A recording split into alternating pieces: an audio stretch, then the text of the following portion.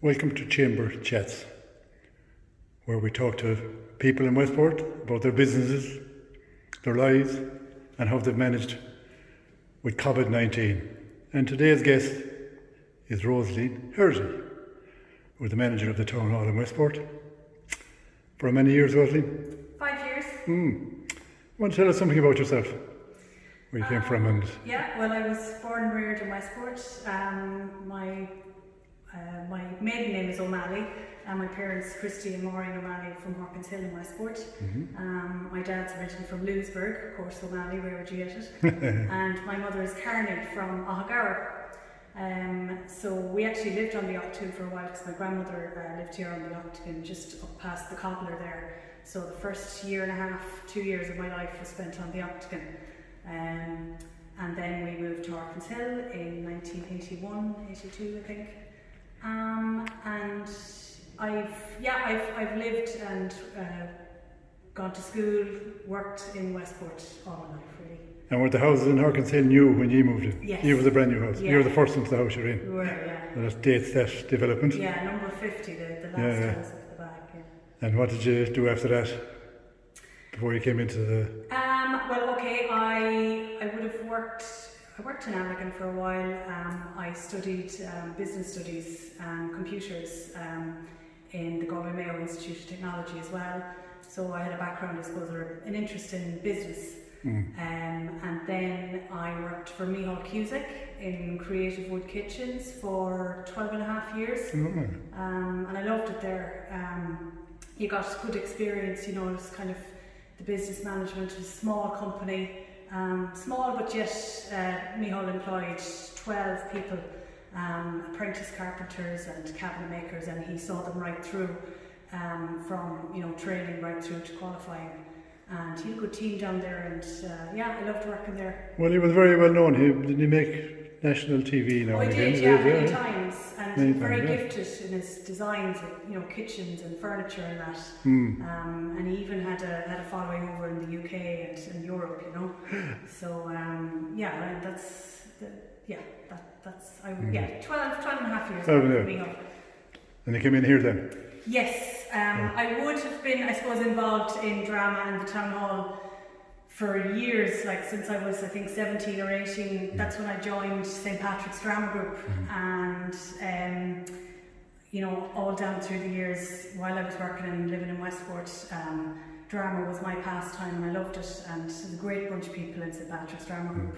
It's a real kind of family ethos. You were an actress in it, really, weren't you? Yeah, you were an actress. I've been in a few productions, all right.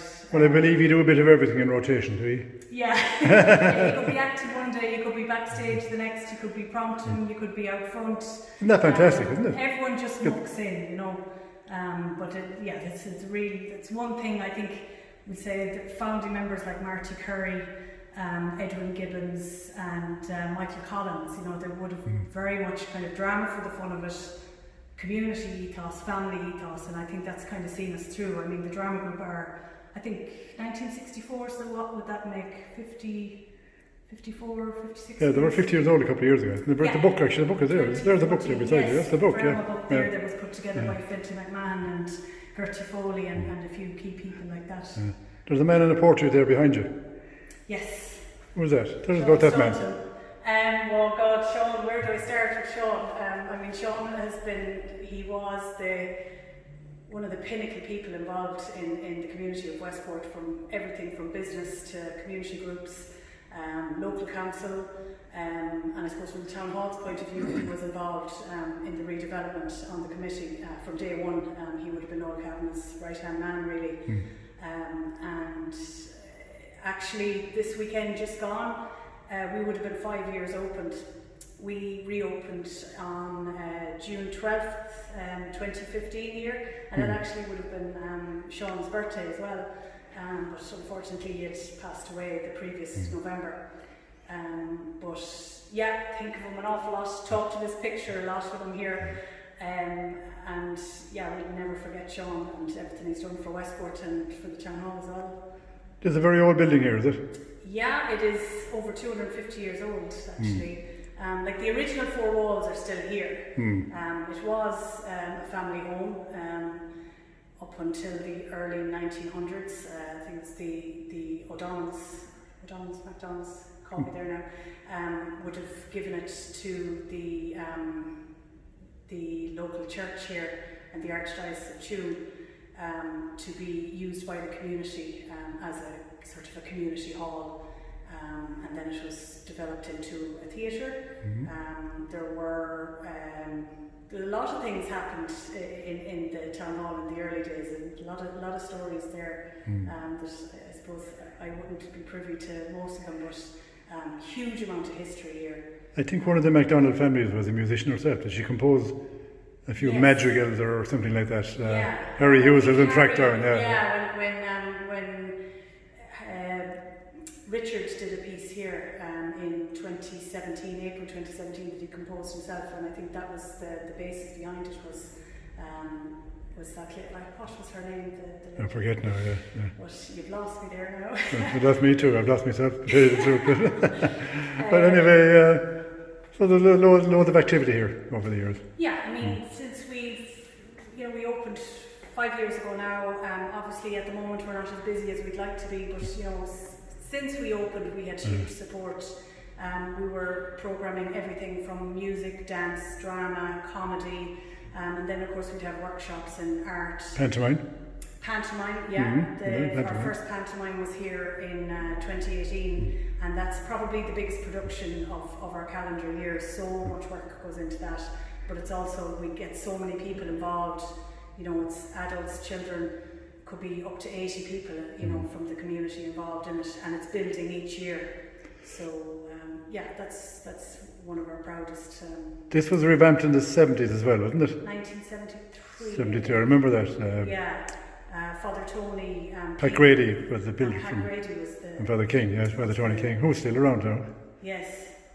And lively, and writing books. Yeah. Father Tony, yeah. Indeed. Steps to the summit, yeah. So then they had to wait another 30 years for the next change, which was the last one. Well, I mean, I don't know if you'd seen the place. I think 2007, 2008 in particular was when it had to be closed down because it just wasn't safe. I think the drama group were one of the last groups here to be using the place, but it was not safe.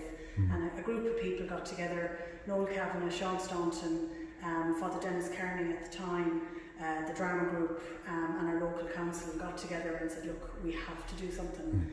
We have to get this iconic building redeveloped and give it back to the community. So it took almost 10 years plus, a lot of work, a lot of planning, a lot of fundraising to get it back up and running, but luckily they did. How much did it cost? Do you know offhand? 3.2 million. 3.2 million. Yeah. Well, it's worth it. An investment. Absolutely, 100%. Beautiful inside, yeah. Yeah. People can't go now because they're working there. It's kept busy. I think we facilitate everything possible that we can. We have our community events. We even have Tommy Tiernan comes here. Any of the artists, we say professional artists or even amateur artists that are here, they always really compliment the building here, how it was designed and put together. So that's a testament to Westport, really. And they come back. They come back, thank God. Yeah, which is we haven't fallen out with anyone. a good indication of quality, or they're happy with. Like we say, the Westport Festival of Chamber Music now that you're obviously involved in. I remember the first year they came here, and there was a couple of people from the Irish Times here, and they were just reviewing one of the concerts, and one of the things they said was that the auditorium was one of the most acoustically amenable venues that they had ever been in, which was... Yeah, sound is fantastic there. We were delighted because you're never sure, you're opening up, there's always... And you will find glitches, people find glitches everywhere, but... You've got a good sound and vision man in there. Very, very good, yeah. Paul Dunning. He's very good, sort of with lighting, production design. He does dabble in a bit of sound. We've Rory Joyce there as well, who would look after a good bit of the sound for us too. Like it definitely takes two in there to get things. And how do you get acts? Do they come to you or do you go after them? In the beginning, I started here. The hall didn't officially open until June 2015. I started the job in December 2014. And I remember when up on the next floor up, there wasn't a chair or a stitch or a phone line in the place. I had a makeshift table, borrowed a laptop off someone, and was just looking up different acts, trying to get an idea of what would work here in Westport from an artistic point of view, but also wanting to keep our local groups involved and get them involved in the place. And I wanted to be all-encompassing as much as possible. So it's just about contacting people, emailing them, looking at shows that have been done in other venues, how are they working, would they come to Westport, and then it's all negotiating dates and just trying to convince them to come, because this was all new, so they hadn't, they were taking a punt on us on coming, but luckily it was worth it. And it worked quite well. So March 2020, disaster for the world, not in mind. The town hall in Westport, yeah. Yeah, the 12th of March, like everywhere else, we had to shut down.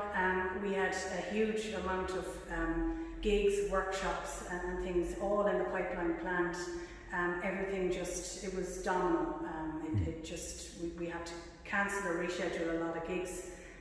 We were able to reschedule most gigs, and to be honest, at the time I thought, this will only be for a month max. We'll turn it around and be okay. What was paramount for me here was that everyone was safe, everyone was healthy, everyone had to do their bit to just flatten this curve and face it head on. I never, even now, we're we're 15th of June. I still don't rightly know when we'll have a gig here again. We have our exhibition space, and going by the guidelines from the government, we can have our exhibition space downstairs open for the month of July, which is what I'm going to do. We have the women's art group who work out at the Key Community Centre that had booked in with me since last I think October, November, for an exhibition here for the month of July. So we're going to move that exhibition in, open the doors, baby steps, make sure the place is safe, see how that goes.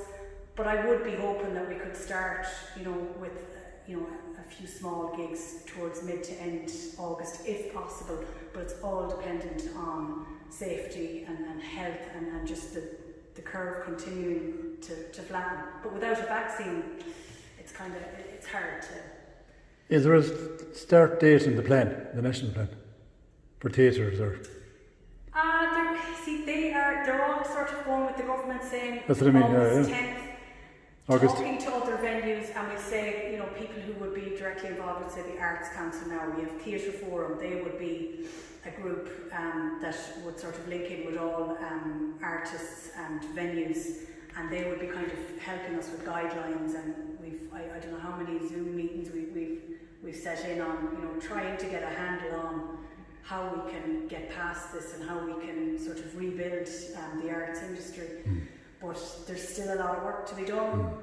But I think, in the last 2 or 3 weeks, I think things have been more hopeful.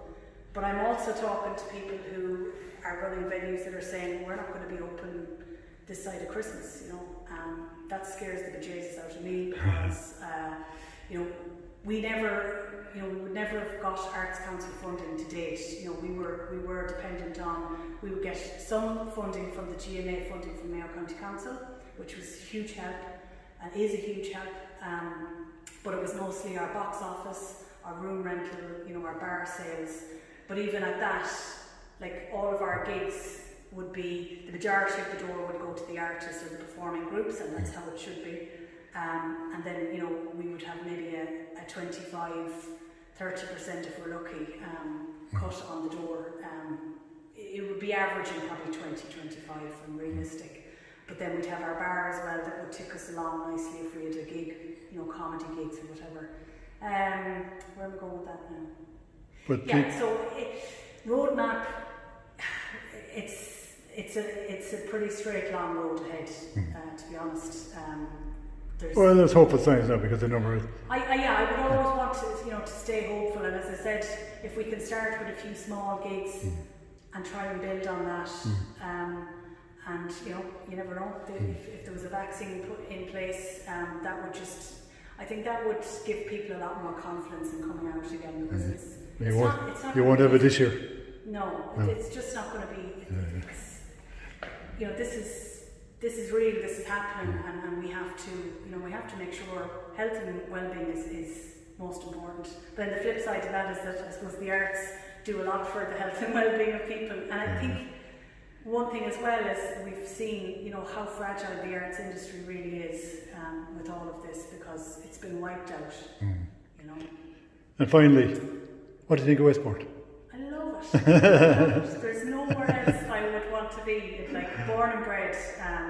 I think Westport, the community spirit in Westport is off the scale. And yeah, maybe I'm biased, but from my experience of it, been here in the town hall, and even when I was working or in school or whatever, community spirit is key. And I think from Westport's point of view, I think that's what will bring us out of this as well.